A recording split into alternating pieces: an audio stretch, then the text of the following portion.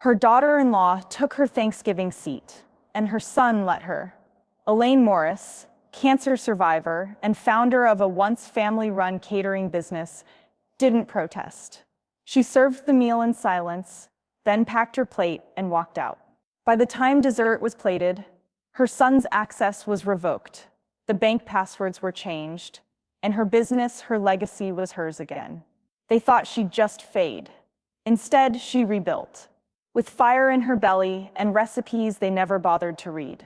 Before we begin, may I ask, where in this big, beautiful world are you listening from? It's always a quiet honor to know who's sharing this space. Drop it in the comments, and don't forget to subscribe. The rosemary hit first. Sharp, earthy, clinging to the air like a memory she couldn't shake. Elaine Morris steadied the carving knife, the handle slick in her trembling grip, and slid it through the golden skin of the turkey. Steam rose from the sliced breast meat, mingling with the sweetness of candied yams and the buttery garlic scent of mashed potatoes. Her joints ached. Her breath came shallow. Beneath the sleeves of her sweater, her arms were marked with the pale bruises of IV needles and port flushes. She hadn't gone to chemo that morning. First time she'd skipped. The doctor would be disappointed. But she had a meal to cook. Not just any meal, the Thanksgiving meal she'd crafted every year for 3 decades. The one her late husband used to call her real masterpiece. This year, the apron hung looser around her frame. Her hair, what little remained, was tucked beneath a silk headscarf she'd ironed at dawn. She'd told herself it would be worth it. With the final tray arranged, turkey slices fanned beside herb-crusted stuffing, she wiped her hands on a dish towel, smoothed her sweater, and walked into the dining room, and stopped cold. Her chair, the head seat she'd always taken, nearest the kitchen and in direct line of the cross breeze from the porch window, was occupied. Inez, Kimberly's mother, sat perched on the cushion like it had always belonged to her. Gold earrings, too big for the occasion, caught the overhead light as she tilted her chin and sipped from a crystal goblet that hadn't been on the table last year. Her perfume, something floral and expensive, cut through the scent of roasted roots and fresh cornbread. Elaine blinked, waiting for someone to correct the mistake. Jordan didn't even look up. He just laughed, awkward and forced. "We didn't think you'd stay long, Mom." Kimberly tapped her wine glass, eyes already glossed with holiday smugness. "You must be exhausted. Honestly, you're amazing for even cooking." Truly, there was a second of silence, the kind that stretches thin enough to tear. Becca sat at the far end of the table, back stiff, eyes flickering between Elaine and Inez. She opened her mouth, then closed it, jaw tight, a half-formed protest, swallowed before it could breathe. Elaine glanced at the plate in her hands. She'd made it for herself. Just a small portion, thigh meat, a spoonful of green beans, 1 slice of pie. She turned, walked into the kitchen, and set the plate gently on the counter. The room was still warm, humid with effort. She pressed one palm to the countertop, let the granite steady her. From the dining room, laughter. Forks clinking. Someone passed the cranberry sauce. Not a single call of her name. Not a glance behind them. She picked up her coat, soft wool, the kind she used to wear to winter farmers' markets with her husband, and slipped it on. The effort left her winded. Her scarf slid a little sideways. She didn't bother fixing it. She stepped out onto the front porch, quietly closing the door behind her. The porch swing creaked as she sat, pulling the coat tighter around her. The sky was that flat South Carolina gray, clouded but never quite raining. The air smelled like wet leaves and kitchen smoke. Somewhere down the block, a kid shouted, followed by the crack of a football being caught on a bare driveway. Elaine sat in the hush of it all, letting the cold settle into her bones. Her stomach ached from hunger. But more than that, it ached from being erased. She reached into her coat pocket, fingers brushing 3 things she had tucked away before the turkey went into the oven. A folded envelope with her medical file, chemo records, and a copy of her last prognosis. A laminated page with every bank login for the catering company, and the original deed to Morris Family Catering, dated 1992, notarized in her name alone. She pressed her hand flat over the contents. The paper was warm from her body heat. Inside, they toasted with her wine, praised Kimberly's holiday vision, and passed dishes she'd prepped by hand. Outside, Elaine smiled once. Small, bitter, and bone deep. She had been left out of the meal, but not the business, not the legacy, and not the next move. The glow of the screen cast a cold light across Elaine's face, sharpening the lines under her eyes and deepening the shadows of fatigue around her mouth. She sat stiffly at the old roll-top desk in her bedroom, a blanket draped over her legs and a mug of untouched chamomile cooling beside her mousepad. Outside, the last of the Thanksgiving traffic hummed faintly in the distance. Inside, her house was silent, except for the soft clicks of her trackpad. She hadn't eaten dinner. She wasn't sure she could, even if she wanted to. Instead, she logged into the catering business account, the one she'd managed since 1992, through her husband's heart surgery, through Jordan's college loans, through every rent-a-tent wedding and fire station retirement party this town had ever seen. At first, the numbers looked right. Then she scrolled. Event advance, $1,200. Vendor fee, signature meats, $875. Decor credit, Lux Pal Rentals, $645. Elaine narrowed her eyes. These weren't charges she'd approved, and none of them had matching invoices. She clicked through the calendar. The dates matched a charity gala last month, one she'd been told was just for exposure. She'd never agreed to front costs, and she sure as hell hadn't signed anything. Her stomach curled. More charges. Recurring weekly payments to someone listed as event cord, IM. Her fingers hovered over the mouse before clicking into the payee details. Inez Kimberly's mother, listed under the business payroll. Since September. Elaine let out a breath through her nose, sharp and shallow. She clicked again, opening the e-signature log for vendor contracts. 4 new suppliers, none of them familiar, all signed with Jordan's initials. Sloppy. He hadn't even bothered to fake her name. Just added himself as executive partner. Not legal, she murmured. Her voice sounded thin in the room. The desk creaked as she leaned back. Her head throbbed behind her eyes. Her body tired before the betrayal, now aching with the weight of it. Her phone buzzed beside her mug. A text from Becca. Becca, I saw what they did. Are you okay? Elaine stared at the message for a long moment. Her thumb hovered, then tapped. Elaine, I will be. She set the phone down slowly, then reached for the top drawer. Inside, beneath old utility bills and a broken calculator, sat a leather-bound ledger. The spine was cracked. Inside were her handwritten recipes, the ones she'd developed with love, over decades. Buttermilk dill chicken, April's peach cobbler, Dave's cornbread with jalapeno molasses glaze. Not just meals, memories. The ones Jordan now labeled house specials and catering brochures without attribution. She ran a finger down the pages. The ink had faded in spots where flour dust had smeared the lines. Her late husband's handwriting interrupted hers on occasion. Little notes. Add a pinch more salt. Tried smoked paprika. Delicious. Elaine closed the book gently, as if sealing a casket. The sound of the cover falling shut was soft, but final. She didn't cry. Not anymore. Not over this. She turned back to the laptop, opened a fresh email window, and typed with steady hands. To Clarence Watkins, subject. Quiet meeting, I need to talk. Quietly. Tomorrow if possible. No paper trail. She hit send. Sat back. Let the silence close in again. Somewhere in the house she built, Kimberly was probably fluffing throw pillows for the next Instagram post. Jordan might be down in the garage, bragging into his headset about margins and media reach. Let them. They thought she was old, tired, half checked out.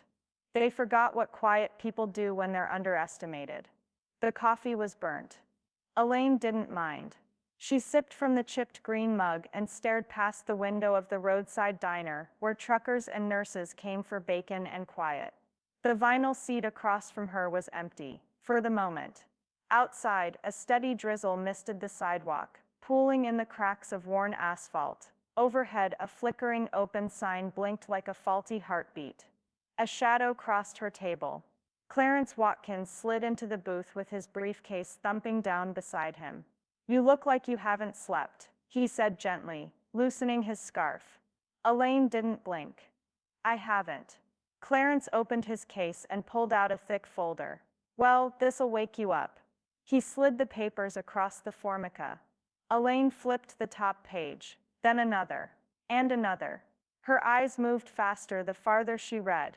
At the very bottom, highlighted in Clarence's bold blue pen, were the original lines from 1992.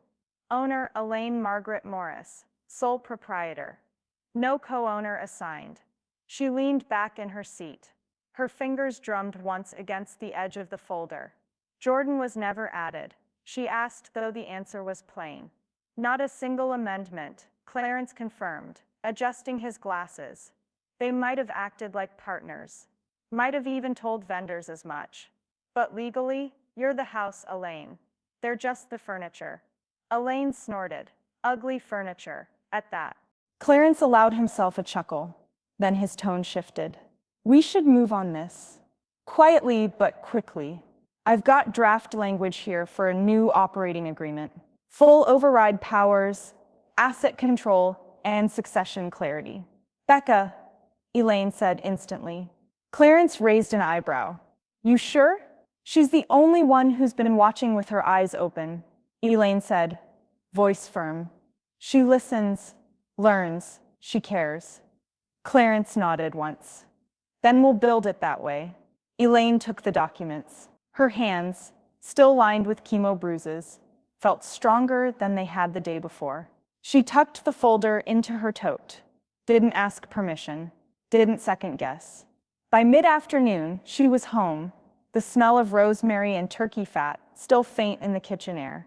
Jordan and Kimberly were out, probably schmoozing vendors or posing in front of chalkboards they didn't know how to use. The house was quiet. She sat at her laptop, opened the business management software, and pulled up the admin dashboard. Her name sat at the top, owner and founder. Jordan's profile, marked executive chef, was listed under temporary admin. So was Kimberly's, marketing lead. She hovered over each. Delete access. Confirm. Yes. Just like that, their keys no longer opened her digital doors. The moment passed without fanfare. No dramatic music, no lightning outside. Just the steady hum of her HVAC system and the soft clink of the cursor disappearing. She stood slowly, knees stiff, and made her way to the pantry. The light flicked on with a faint buzz. The shelves were cluttered with half-used jars, expired cake mixes, and forgotten baking tins. Her husband's old coffee grinder sat behind a dusty bag of couscous. One by one, she began pulling items off the shelf. Becca wandered in mid-task, still in her hoodie and pajama pants. You okay? Elaine didn't look back. Time to make space. Becca said nothing, just watched for a long moment, then stepped beside her and began gathering cans. Behind the couscous and old fondant cutters sat a wooden box, faded cherry wood with a brass hinge. Elaine wiped dust from the top and opened it. Inside were hundreds of index cards, handwritten in a curling script. Her mother's chicken pot pie, the pecan dressing her husband begged for every fall. The peppermint fudge recipe she only made for clients who paid their invoices early. Becca looked over her shoulder. Is that the recipe box? Elaine nodded once. They've never opened it. They just used the food and slapped their names on it. Her voice didn't shake. Not anymore. Later that evening, Becca was curled on the couch when her phone buzzed. She frowned. Grandma? Elaine looked up from her laptop. Becca turned the screen. It was Kimberly's Instagram story, a glossy image of plated appetizers, captioned, "All new menu drop from the Morris team. Holiday bookings open now." A champagne emoji sparkled at the end like a slap. Elaine stared at it, then reached for her phone. Elaine's fingers moved slowly across the keyboard, each keystroke deliberate, precise. The living room was dim, lit only by the golden spill of lamplight over her desk. The old floor heater hissed faintly behind her, and outside, the wind pushed dry leaves against the front porch with a restless scrape. Her letter was short, elegant, surgical. Dear valued clients, as the founder and owner of Morris Family Catering, I am writing to let you know that changes are coming, not to the food, but to the values behind it. Effective immediately, all operations, menus, and partnerships will return to a legacy-driven model. No third-party coordinators, no added fluff, just the food and hands you trusted from the start. With care, Elaine M. Morris. She read it twice, then hit send to all contacts. The silence afterward was thick, not empty, pregnant, full of the kind of quiet that came before weather changed, or families cracked. Just as she stood to refill her tea, the front door opened without a knock. Kimberly, her heels clacked against the hardwood like they owned the place. She smelled like department store jasmine and cold air. Where's the debit card? She snapped before the door had even closed. Elaine didn't flinch. In the file cabinet. Kimberly followed her to the side room where the business files lived. Elaine already had a folder waiting on the table. She opened it without a word and pulled out a printed bank statement, 4 pages long, thick with yellow highlighter. Kimberly scanned the pages, face blanching as the numbers swam into view. $645 for chair rentals. Elaine said softly. For a backyard tasting. $800 to an event consultant that doesn't appear on any of our contracts. And $2,200 to a vendor. I never approved. Kimberly's voice sharpened. It's called growing the brand, Elaine. You wouldn't understand. Elaine smiled, not kindly. No, but I understand theft. The younger woman's mouth opened, then shut. She pivoted, grabbing her phone. Jordan's going to lose it. Let him, Elaine said, folding the statement and returning it to the folder. I fed you both for years. You decided that meant I was done eating. An hour later, Elaine's phone rang. Jordan. She put him on speaker. What the hell are you doing? He barked. You're embarrassing us in front of clients. What's this legacy crap? Becca stood just inside the hallway, quiet, phone in hand, camera, ape open. She didn't move, didn't speak, just recorded. Elaine let the silence stretch. You forged vendor agreements, Jordan. You're being dramatic, he hissed. It's Thanksgiving week. Could you maybe not ruin everything? Elaine's voice dropped. You did that on your own. I just finally noticed. She hung up. Becca walked into the room slowly, tapping her screen. I recorded all of it, she said, eyes on her grandmother. For whatever it's worth. Elaine nodded. It'll be worth plenty. Later that night, after Becca had gone to bed and the house was still again, Elaine pulled a fireproof lockbox from the closet. Inside, birth certificates, old mortgage docs, her husband's obituary, her medical directives. She added a new envelope. Updated will, pending signature. She slid it between the others, then shut the lid with a metallic click. As she turned off the lamp, her laptop chimed. Inbox 1, new message from Clarence Watkins, subject. Finalized body. Revised control documents are ready for signature. Let me know when you want to make it official. Elaine read it 3 times, letting the words settle. Outside, a wind gust rattled the shutters. Inside, something else shifted. Not a tremor, not doubt. Something solid. The sound of power returning to its source. Elaine's pen hovered for half a breath before touching paper. The room smelled faintly of lemon polish and dry heat from the small ceramic heater Clarence had insisted on bringing to his law office. Outside, Greenville's December chill crept through the windows, but inside everything was still, heavy, weighted with finality. The document waiting in front of her was thick, legal language wrapped in velvet gloves, but there was no confusion about what it meant. It was a reckoning. Clarence sat across from her, glasses low on his nose, calm as a surgeon. Once you sign this, the business is solely under your operational and financial control. All third-party admin access is revoked, including Jordan's, including Kimberly's, permanently. Elaine's fingers curled around the pen. Her joints ached. Her vision blurred briefly. not from hesitation, but chemo fatigue. She blinked once, then signed. Full name. Firm stroke. Clarence took the folder gently, nodding. I'll file this within the hour. Everything they've been pretending to run stops now. Elaine sat back in the chair, her breath slow and full. She didn't smile, but something deeper moved in her face. Not relief, not triumph. Return, like a river stepping back into its bed. By that evening, she and Becca were at the kitchen table, papers and old photographs spread out like blueprints. The cluttered dining room had been cleared for good. No more folding chairs. No Inez. No hollow prayers. I was thinking we call it Morris Legacy Catering, Becca said, sketching rough logo ideas in a notebook. It's more than just a business, right? It's history.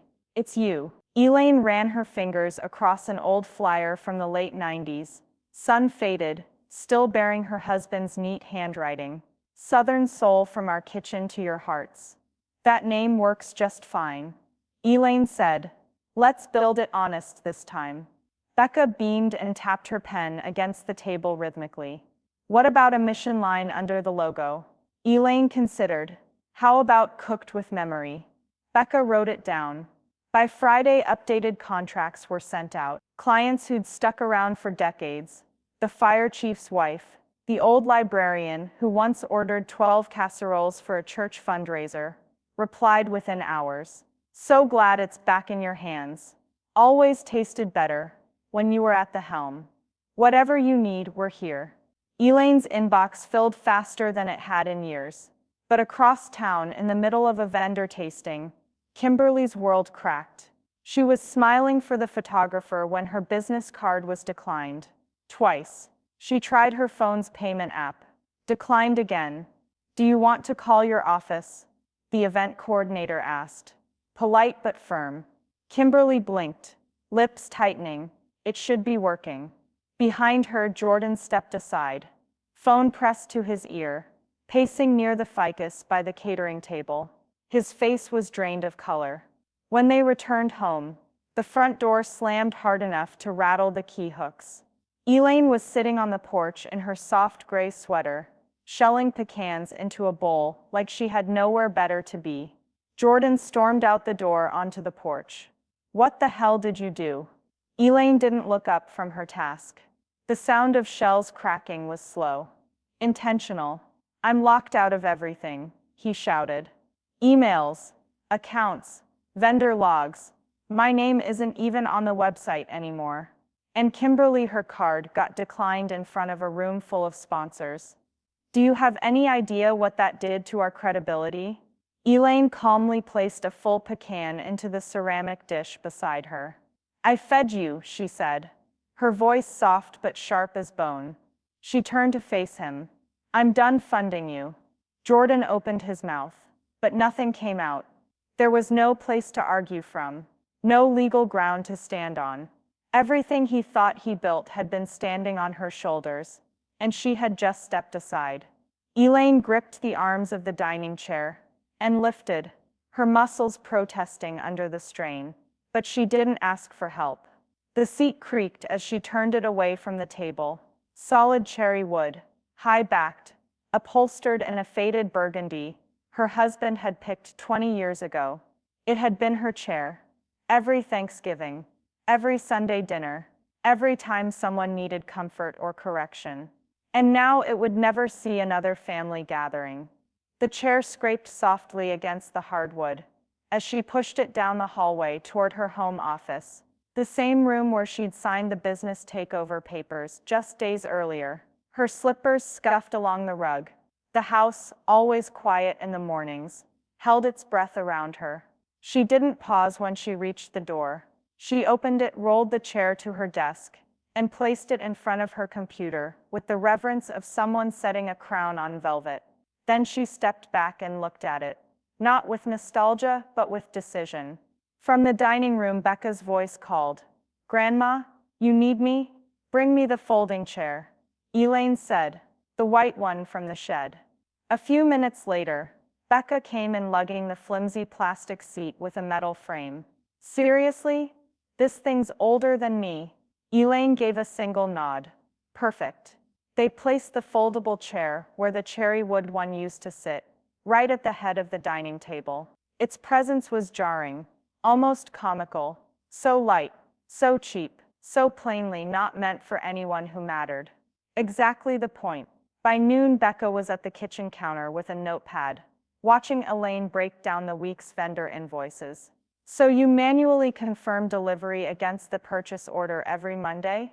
Becca asked, scribbling. Every Monday, Elaine said. No assumptions. Trust has to be verified. And what about client requests for substitutions? Elaine handed her a well-worn binder. Tab 3. All allergy mods and religious restrictions. Keep them updated. Always. Becca nodded, focused, serious. No phone in sight, no eye rolls, no excuses. She had started following her grandmother around like a shadow, picking up pieces that had once been tossed aside by others. Elaine paused at the kitchen island, reached for her phone, and took a picture of the empty dining chair. The old cherry wood throne, now stationed behind her desk in the office. The plastic fold-up in its place. She posted it with a single caption, "Gratitude is earned." The photo got more traction than expected. Clients commented. Friends messaged. Even an old acquaintance from a church choir tagged others under it. She built that business from the ground up. Still the best cornbread dressing I've ever had. About time someone gave her credit. But in the shadows, something darker stirred. By evening, Kimberly's social media page bloomed with quiet barbs. A long caption about toxic elders who confuse sickness with wisdom. A blurry photo of the plastic chair with the words symbolism or senility. A vague quote about declining mental clarity. Elaine didn't reply. She didn't need to. She had already changed the locks, digitally, legally, and emotionally. That night, as the sky turned the color of ash and wind scraped pine needles against the gutters, her phone rang. Dr. Abby Tran's voice came through, warm and steady. Elaine, your scans are in. Elaine held her breath. You're responding well. The markers are down significantly. I'd like to start talking about your next phase. You're strong enough now to make some big decisions. Elaine closed her eyes for a moment, pressing her fingers to the bridge of her nose, her chair, her table, her body, her business, coming back to her. One breath at a time. Next morning, Elaine read the final draft one more time, not out of doubt, but because clarity deserved attention. Her hand hovered over the mouse. The subject line of the email was simple, bold. Operational update. Morris Legacy Catering. The house around her was still. Her desk lamp cast a soft yellow glow over the keyboard. The only sound was the rhythmic hum of the fridge down the hall and the faint rustling of trees outside, as if the wind knew something was coming. She clicked send to all contacts. To our valued clients and partners, effective immediately, Jordan Morris and Kimberly Morris are no longer affiliated with Morris Legacy Catering. There will be no interruptions in service. No further explanation is required. The kitchen remains in the hands it began with. With gratitude, Elaine M. Morris. No insults. No finger-pointing. Just truth, wrapped in a velvet glove and delivered with a side of finality. She leaned back and took a sip of black coffee, cool now but grounding. Across the table, Becca looked up from her laptop and raised her eyebrows. Think they've read it yet? Elaine didn't answer. The smile at the corner of her mouth was answer enough. The backlash came faster than expected. Not from clients. They responded with quiet support and renewed bookings. But Kimberly, predictably, tried a direct line. The phone rang once, twice. Elaine glanced at the caller ID. Kimberly. She calmly tapped block. No hesitation. 30 minutes later, the doorbell rang. Becca, still wearing Elaine's old hoodie and house socks, answered. A gift basket sat on the porch, wine, chocolates, a lavender-scented candle, and behind it Jordan. He looked tired, or maybe he just looked exposed. Hey, sweetheart, he said, trying a softened tone, the one he used when he wanted something. Becca didn't move. You here to apologize? Or to fix your resume? I just, I wanted to explain. You had 10 years, Becca said flatly. She shut the door. Not a slam, a seal. Elaine watched from the kitchen, hands resting on the counter, quiet as stone. Becca turned and walked back in, like nothing had happened. By mid-afternoon, Clarence had filed the non-compete paperwork, an old clause from the original operating agreement, now activated with surgical precision. No use letting parasites wander back in through the windows, he'd said on the phone. This locks them out for 5 years. Legally and financially. Elaine had simply replied, "Good." That night, she updated the website with the new holiday offerings. The menu was the same in spirit. Sweet potato casserole, rosemary turkey, corn pudding with smoked paprika crust, but each dish now bore a short line beneath it. Prepared by hand, not ego. It wasn't just branding, it was a declaration. The food was the same, but the ownership, the soul was back where it belonged. She shut the laptop with a satisfying snap and stood, joints stiff but spirit buoyed. She walked into the kitchen, where Becca was dusting cinnamon over cooled apple pies. "You see that email from Mrs. Langford?" Becca asked. "Said she's been waiting 10 years to book a December order again." Elaine smiled. "We'll make her something to remember." The oven ticked softly in the background, releasing one final wave of baked sugar and spice. As Elaine turned to refill the sugar jar, her phone buzzed again. Inbox, one new message. From Rachel Timmons, Greenville Chronicle subject. Feature inquiry body. "We'd love to cover your story. Legacy owner takes back her kitchen. Are you open to an interview?" Elaine stared at the subject line. Her name, her story, her kitchen. 2 days later, the smell of roasted squash and warm sage filled the kitchen like a lullaby, curling through the air and wrapping around the corners of the house. Elaine moved with quiet purpose, her apron dusted with cornmeal, the oven timer ticking down like a heart ready to restart. There were no centerpieces, no table runners, no place cards. Just cloth napkins, folded into thick ceramic bowls, and the sound of something deeply human returning home. She didn't call it Thanksgiving. That had already come and gone, smothered in someone else's name, smeared across social media with glittering filters and curated lies. Tonight was for something real. Becca lit 3 candles, one short, one tall, one crooked, and dimmed the overhead lights. Clarence arrived first, shaking off his coat with a wide grin and handing over a bottle of red in a brown paper bag. "Figured something without a label felt right," he said. Elaine kissed his cheek. "You figured right." Next came Earl and Geneva Thomas, a couple who'd been clients since the early days, when Elaine and her husband cooked from a church basement with second-hand pans, handwritten flyers. Geneva brought her own deviled eggs. "Just in case you forgot how good mine are," she teased. They sat at the round kitchen table. No head seat, no hierarchy, just a circle of people who had weathered things and come out softer for it. The food was modest, deliberate. Braised chicken thighs with lemon and thyme, roasted carrots in brown butter, a skillet of dressing, crisp at the edges, no turkey, no spectacle. Dessert was warm pear cobbler with vanilla cream. "I didn't want flash," Elaine said as she set the last dish down. "I wanted memory." They bowed their heads, not for prayer, but for breath, a kind of silent honoring. The moment pulsed with something unspoken, but present in the steam rising from their plates. Midway through the meal, Becca stood with her glass of sweet tea, eyes glistening but voice steady. "I just want to say," she cleared her throat, "I learned more from her than I ever did from anyone else in that house." The words hung in the air like linen on a line, heavy, personal, a little messy, and absolutely true. Elaine didn't speak, her hands folded in her lap, but her eyes didn't drop. Clarence reached under the table and pulled out a slim black frame wrapped in craft paper. He slid it across the table to her. "Thought you might want this back." Elaine opened it carefully.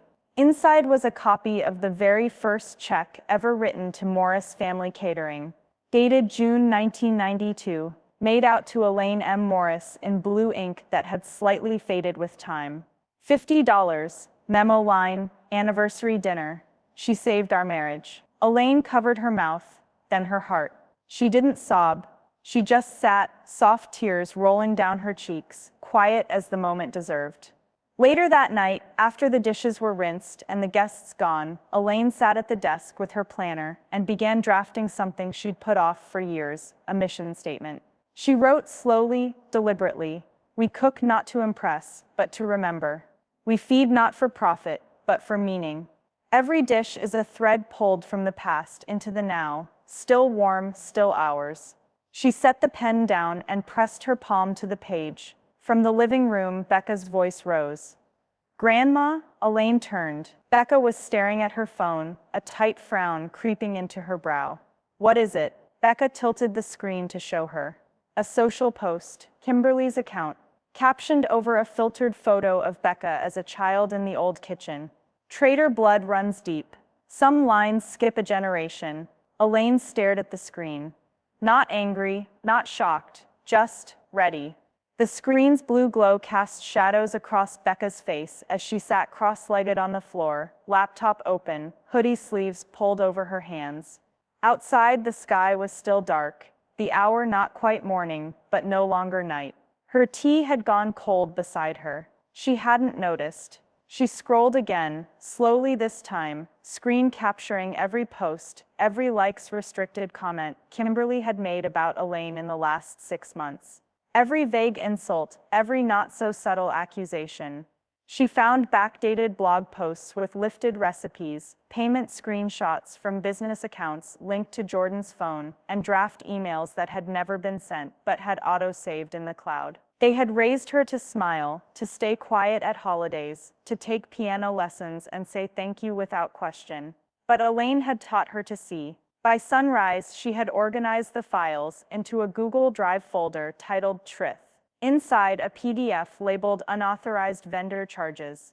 Q3 screenshots of deleted posts and messages, payment logs from a linked Venmo account used to funnel money to Inez under decorative consultation, fees, and a folder of copyright-dated recipes that matched posts on Kimberly's blog without attribution. Becca saved it to an external hard drive, then 2 backup copies, then printed one. At breakfast, Elaine was chopping scallions for a broth, her movements slow but sure. Becca slid the folder across the counter. Elaine looked at it, then at Becca. "What's this?" "Everything they didn't want you to see."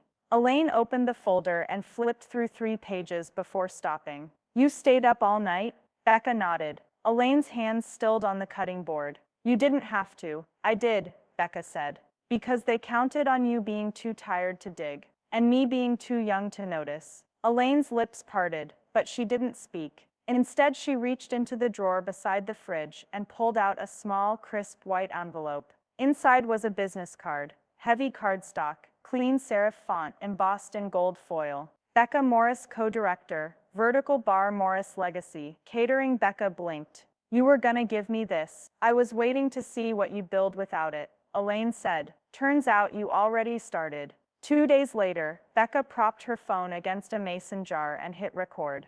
The kitchen was filled with soft light and real clutter, mixing bowls, flour dust on the counter, the gentle hum of life. No fake backdrops, no ring lights, just a real girl making real food. "Hey y'all," she said, tying her grandmother's old apron around her waist. "Today we're making buttermilk dill chicken, the way my grandma taught me. Not flashy, just right." She sliced, stirred, and seasoned with the comfort of someone who'd watched before trying. Her voice was warm, untrained, honest. By morning, the video had 12,000 views. By noon, it had 80,000. Comments rolled in. "Reminds me of my Nana. Finally, someone cooking like they mean it. Where can I order this?" Elaine watched the numbers rise from her office. She didn't say much, just placed Becca's card on the corkboard beside her desk. Then she added a label above it. The next chapter. That evening, Clarence showed up in his usual wool coat and faded leather briefcase. He opened it at the kitchen table and pulled out a yellow envelope thick with typed documents. "They're about to sue," he said without preamble. Elaine raised an eyebrow. Clarence smiled, slow and sharp. "But we have a surprise." He pulled out two documents and laid them side by side. One was an email thread from Jordan, where he approved vendor payments from a personal account linked to the business after his access had been revoked. The second was a bank statement showing funds withdrawn from company savings to pay off his car lease. Forgery, embezzlement, tax fraud if we're lucky, Clarence said. Elaine tapped the table once. And if we're very lucky, Becca stepped into the kitchen, flour on her hands and fire in her eyes. We will make it public. The courthouse smelled like old wood and oversteeped tea, but on Elaine there was sage. A small sprig, pressed fresh from her garden that morning, was tucked inside her coat pocket. Not for luck, for grounding. Its aroma followed her like a quiet flag, a whisper of the kitchen she built with her bare hands. It clung to her scarf, her fingertips, even the pages she carried, pages that had once lived in dusty binders, now evidence. Elaine walked slowly but purposefully into the hearing room. Clarence walked beside her, briefcase in hand, expression unreadable. Becca trailed just behind, dressed sharp and composed, cradling a manila folder with sticky notes poking out like flags on a battlefield. On the other side of the aisle, Jordan and Kimberly sat stiffly at their table. Jordan looked bloated with nerves, tapping his pen against his knee. Kimberly wore a crimson blazer too loud for a courtroom and clutched a slim clutch purse like a weapon. Elaine didn't acknowledge them. She took her seat, laid her documents out in tidy rows, and waited. The judge, a woman in her 60s with tightly pinned hair and an expression that suggested zero tolerance for fluff, entered without drama. This is case 27 CV 548. Morris v. Morris. The clerk called out. Alleged breach of fiduciary responsibility, fraudulent use of business funds, and contested ownership. The judge adjusted her glasses. Let's begin. Clarence started with a statement so concise it felt like a scalpel.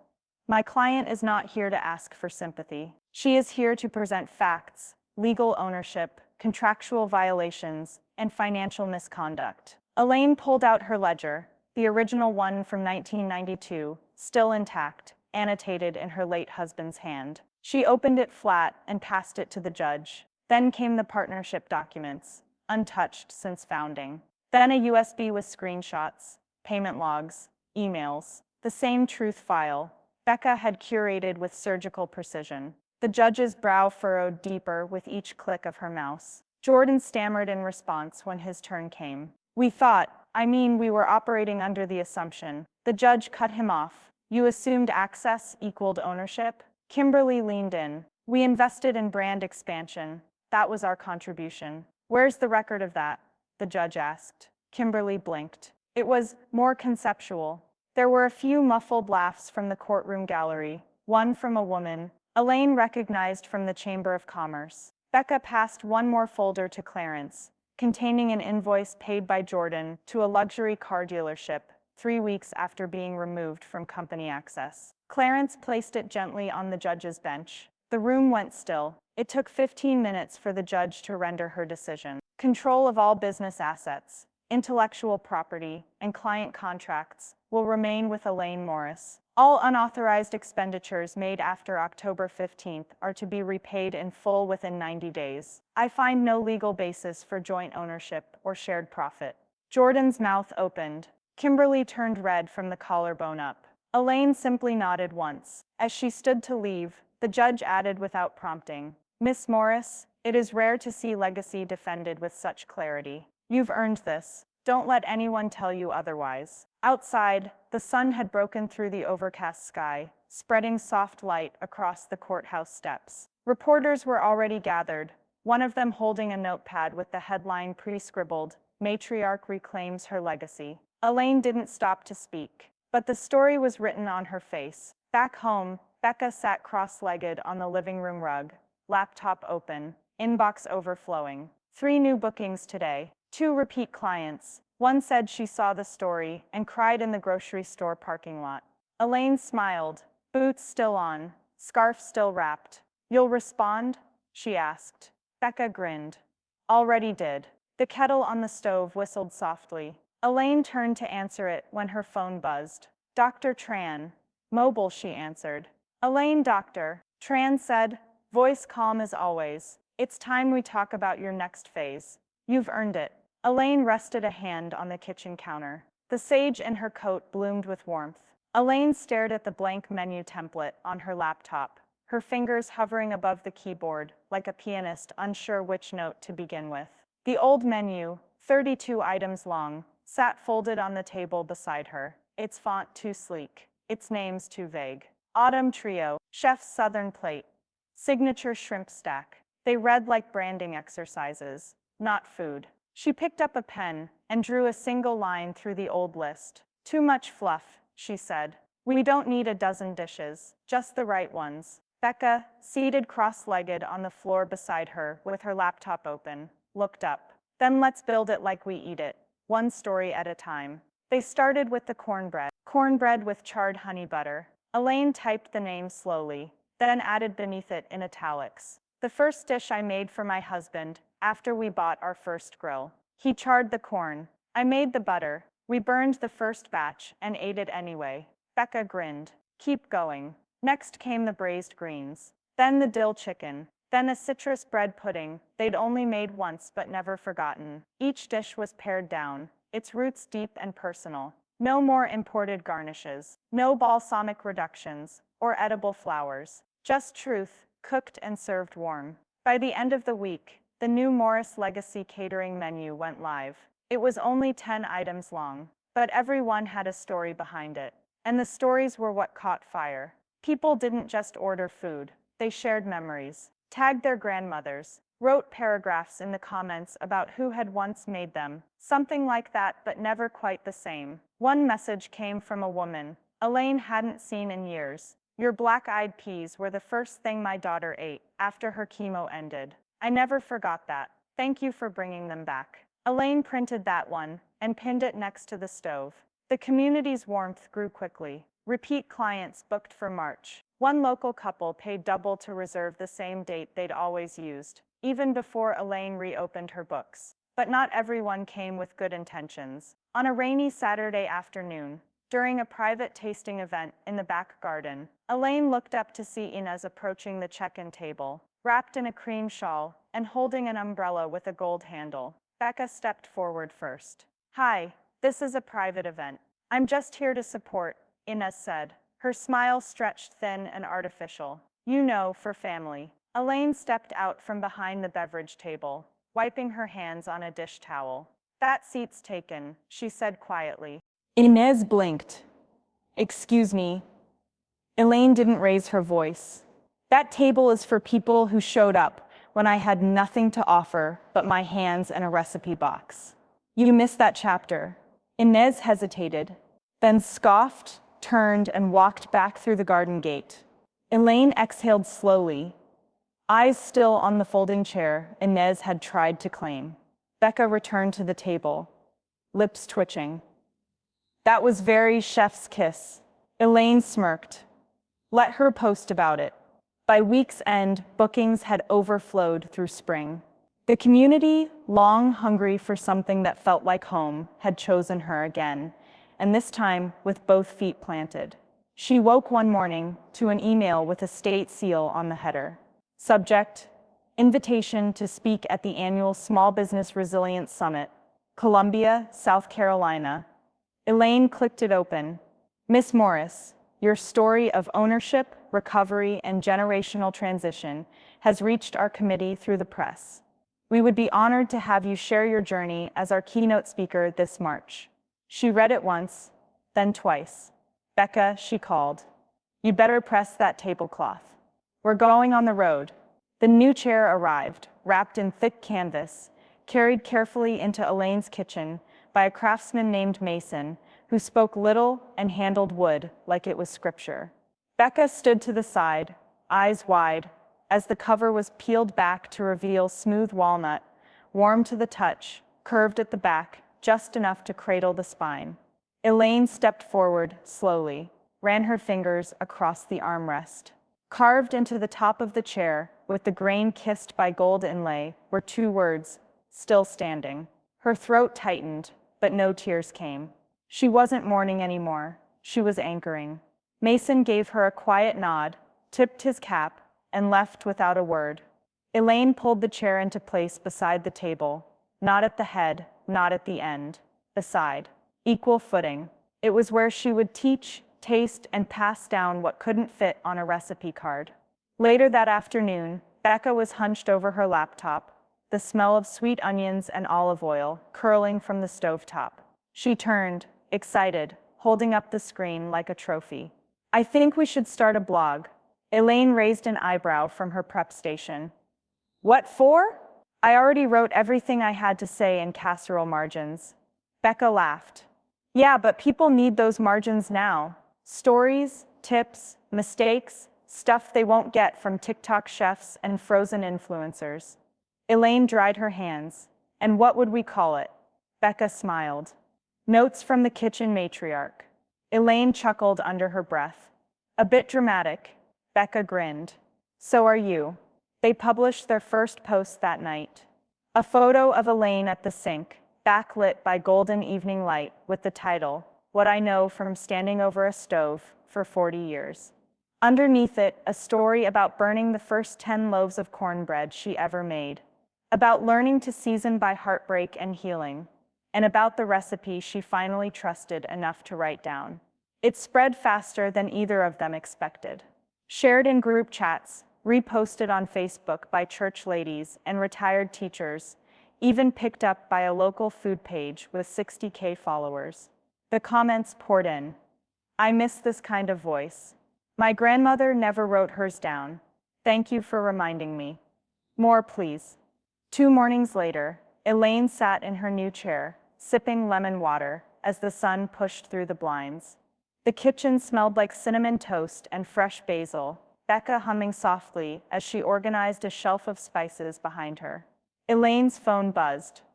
Dr. Tran. Mobile, she answered, with a practiced calm.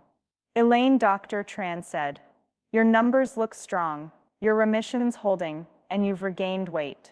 I think it's time we say the worst is behind us, for now. Elaine let the words soak in, warm as sunlight. Becca turned, watching her. Elaine clicked off the call and simply said, she says we're in the clear. Becca ran to her, arms wrapping around her with a laugh that cracked wide open. We're just getting started, she whispered. Elaine held her tighter than words could manage. That night, just before shutting down their email inbox for the day, Becca gasped. Grandma. Elaine looked up from her notes. Becca turned her laptop. On screen, a message from a verified network account. Subject: National Feature Invitation. America's Real Kitchens. We'd love to feature you and Becca for our new season. Your story is what we're hungry to tell. Resilience, family, flavor. Let us know if you're open. Elaine stared at it, eyes narrowing. Not in doubt, but in assessment. The world had taken her seat once. Now it wanted to sit at her table. Next day, the flyer landed on Elaine's kitchen counter like a slap, glossy cardstock, scripted font, gold foil edges. An evening of Southern elegance, curated by Inez Caldwell, featuring heritage-inspired dishes and old-fashioned hospitality. At the bottom, a list of items. Becca read them aloud, her voice tightening with each line. Charred cornbread with honey butter, lemon thyme braised chicken, citrus bread pudding. Elaine didn't say a word. She just poured herself a mug of black coffee, sat at the table, and turned the flyer over. They didn't even change the order, Becca whispered. Elaine sipped slowly. They think food is just ingredients and plating. That's why it always tastes like nothing when they cook it. The pop-up event, held in the back room of a boutique winery 2 towns over, was meant to be exclusive, invite-only, farmhouse chic, candlelit and curated. Kimberly handled the decor. Inez floated from table to table in a linen wrap, smiling wide and offering wine pairings, as if she'd tasted a single thing she was serving. The first complaint hit social media before dessert was served. A former Morris Legacy client posted a photo of the bread pudding, captioned, "Funny. This looks a lot like the one Elaine Morris made for our retirement party in '08, and hers tasted better." The next came from a local blogger. Is it just me, or is this pop-up menu identical to Morris Legacy's new release? Down to the pecan dusting. By midnight, Elaine's inbox was flooded. One subject line read, "They're stealing from your stove." 2 days later, the local paper ran a piece under the culture section, "Recipe reuse or plagiarism." Caldwell and Morris family faced scrutiny for borrowed menu. It quoted former clients, screenshots of old menus, and archived posts from Kimberly's blog that matched Elaine's recipes, word for word. The photo accompanying the piece showed Anna's mid-sentence, expression caught somewhere between smug and confused. Kimberly stood behind her, arms folded and gaze turned away. Elaine read the article in silence. Becca watched, bracing. Elaine closed the laptop, stood and walked to the filing cabinet. She pulled out a crisp envelope. Inside, a cease and desist letter, signed by Clarence, printed on heavyweight stock. The next morning, Becca uploaded a post to the Morris Legacy website. At the top, bold font on a white background read, "Authenticity isn't optional. We don't copy, we remember. Every dish we serve is born from a memory, not a mood board. If you're here, you're home, and what we cook stays ours." It went viral by lunchtime. That evening, the house phone rang. Elaine was in the garden, clipping herbs. Becca answered. "Is Elaine there?" Kimberly's voice, shrill, brittle, like a glass already cracking. "She's busy," Becca said flatly. There was a pause, then a laugh that didn't reach Kimberly's throat. "You think you're so clever, don't you? Writing on her name. You don't know what real pressure looks like. What legacy costs." Becca's eyes narrowed. She looked toward the kitchen, where Elaine had once stood, thin, tired, Chemo shaking her bones, and cooked an entire Thanksgiving alone. "No one's home anymore," Becca said. "Try someone else." She hung up without another word. Later that night, after the windows were closed and the dinner plates washed, Elaine called Becca into the office. She pulled out a folder from her desk and laid it flat. "What's this?" Elaine smiled. "Transfer of full business succession rights. Clarence finalized it yesterday." Becca froze. "You mean?" Elaine nodded. "Ownership. In writing. For when the time comes. You already earned it. This just makes it legal." Becca blinked hard, trying to keep the tears from slipping free. "You're sure?" Elaine reached across the desk, covered her hand with her own. "I've never been more sure of anything," she said. "They gave away my chair. But you built a second one right beside mine." The first message came through Facebook. A cousin from Augusta. Elaine hadn't seen her in 20 years, not since a funeral where the potato salad turned sour and the eulogies ran long. "Saw the article about your business revival. So proud of you, cuz. Would love to reconnect. Maybe get some of that peach cobbler next time I'm in town." Elaine read it once, then closed the message. No malice, just memory with a short attention span. By the end of the week, 4 more messages rolled in: 2 nieces who hadn't called since her diagnosis, a sister-in-law who once criticized her over salted greens, and a distant uncle who suddenly wanted to catch up over coffee. They had all come to life the moment her name hit the Chronicle's food column. Elaine replied with grace, but no invitation. "Thank you for the kind words. I'm well. Hope you are too." No address, no phone number, no cobbler. Meanwhile, the kitchen buzzed with real momentum. Becca handled the holiday orders with a steady calm that impressed even the seasoned vendors. She triple-checked invoices, packed hot trays with clean linens, and kept a clipboard schedule that would have made the fire marshal smile.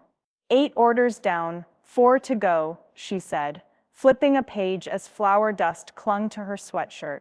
2 churches, 1 law office, and a pediatric clinic. Elaine smiled from across the island, sliding roasted carrots into a warming tray. "You're making it look easy." "It's not," Becca said.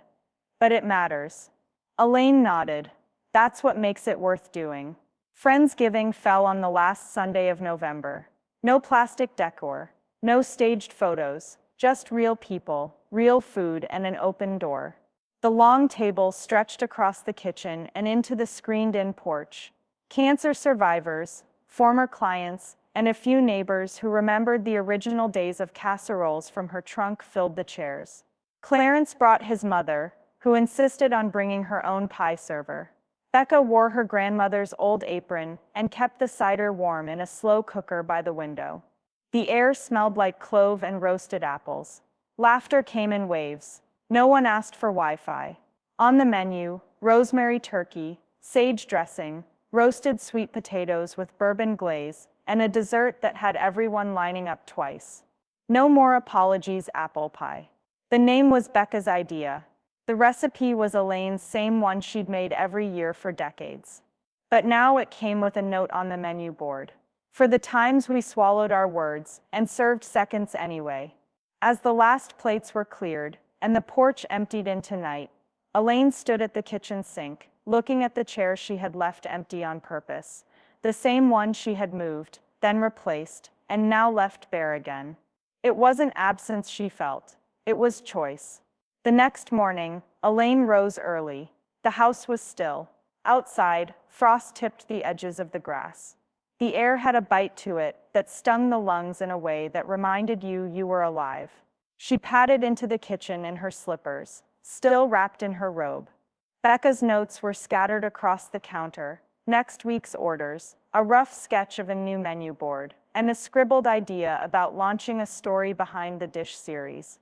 Elaine reached for the small wooden plaque she had carved the week before. The back still smelled faintly of cedar. She hung it above the stove, centered and unmissable. Don't beg for a seat, build your own.